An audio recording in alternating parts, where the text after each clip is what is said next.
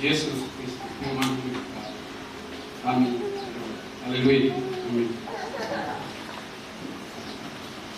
Halo. Bapak Ibu jemaat Tuhan, orang-orang kudusnya Tuhan, imamat yang rajin yang dikasihi oleh Yesus Kristus. Firman Tuhan di pagi hari ambil di dalam teks yang sudah kita baca bersama-sama, yaitu di dalam Matius pasal yang ke-18 ayat yang ke-21 hingga ayat yang ke-25. Tetapi ada bagian-bagian penting yang ada, nanti saya akan membaca. Namun sebelumnya saya mau membaca satu bagian firman Tuhan lagi di Matius 6 ayat 14 dan 15. Di sana dikatakan seperti ini. Karena jikalau kamu mengampuni kesalahan orang lain, Bapamu yang di sorga akan mengampuni kamu juga. Tetapi jikalau kamu tidak mengampuni orang, Bapamu juga tidak akan mengampuni kesalahan. Jadi saya berikan satu topik kecil yang menjadi tema khotbah saya bagi hari ini, yaitu indahnya pengampunan. Indahnya pengampunan. Bapak Ibu Saudara yang diberkati oleh Tuhan, pengampunan adalah tindakan Allah sendiri, sebab manusia adalah orang terus siapapun kita, apapun orang terus yang sepantasnya mendapatkan hukuman sebagai upah dari ketidaktaatan, seperti yang disinggung dalam Tuhan tadi, bahwa oleh karena kita ketidaktaat, namun oleh karena anugerah Allah kita mendapat pengampunan secara cuma-cuma dari Bapa Surga. Bapak Ibu Saudara sekalian yang diberkati oleh Tuhan, bicara mengenai pengampunan, di sini ada beberapa kata yang saya coba membacanya. Yang kedua adalah arti yang berarti melepas. Kita sudah baca, ada beberapa kebenaran penting, yaitu di konteks ini perumpamaan yang digunakan oleh Yesus tentang pengampunan. Perumpamaan yang digunakan oleh Yesus tentang pengampunan. Yang pertama adalah, kebenaran yang pertama adalah pengampunan itu hak terbatas. Pengampunan itu hak terbatas. Kalau kita memperhatikan di ke-21 hingga ayat yang ke-22, di sana dikatakan, kemudian datanglah Petrus dan berkata kepada Yesus, Tuhan, sampai berapa kali aku harus mengampuni saudaraku jika ia berbuat dosa terhadap Allah? Sampai 7 kali kan? Untuk berdua Yesus berkata kepadanya, bukan. Aku berkata kepadamu, bukan sampai 7 kali, melainkan sampai 70 kali 7 kali. 7 kali tidak cukup. Yesus berkata 70 kali 7 kali. Yesus memberitahu kepada para murid, dan khusus kepada Petrus dan teman-teman, bahwa pengampunan tidak terbatas. Bukan hanya sekarang, bukan soal berapa kali kita mengampuni orang. Karena itu pengampunan itu sungguh-sungguh. Kalau kita mau mengampuni sungguh-sungguh. Di ayat 23 sampai ke ayat 34 itu kita melihat di sana, yang pertama itu adalah seorang raja yang mengampuni seorang hamba yang melakukan kesalahan atau bukan, yang sini disebutkan di sini tidak mengasihi kita secara cuma-cuma. Tapi kadang-kadang kita sendiri tidak bisa melakukan itu di dalam situasi kondisi tertentu. salah kita tidak bisa melakukan itu.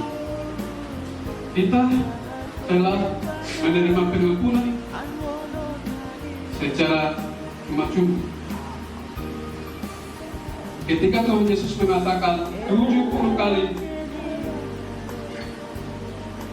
7 kali itu yang kita sebut sebagai mereka paralel.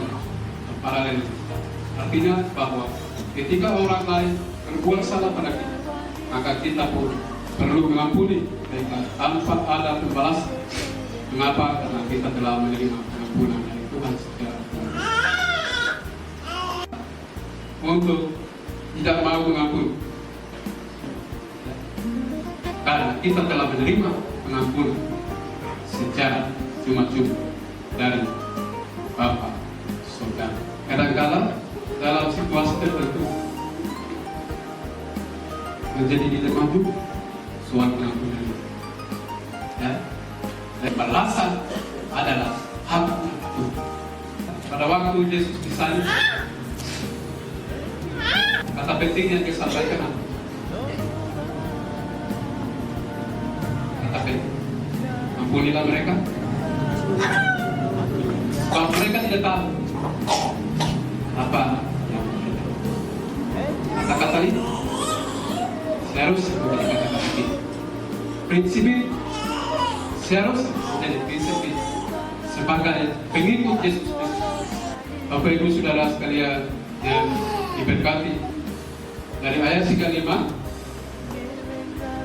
dan juga ayat yang tadi saya baca Matius pasal 6 ayat 14 dan 15. Sana dikatakan bahwa kamu tidak mau mengampuni salah orang lain,